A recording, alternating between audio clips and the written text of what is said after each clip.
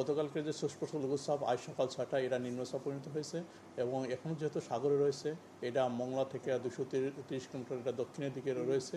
এই জন্যে এখনও এটা আরও একটু ইন্টেন্সিফাই হতে পারে। সেক্ষেত্রে হয়তো এটা নিম্নচাপের পরে স্টেপ গভীর নিম্নচাপ হওয়ার সম্ভাবনা একটু রয়েছে।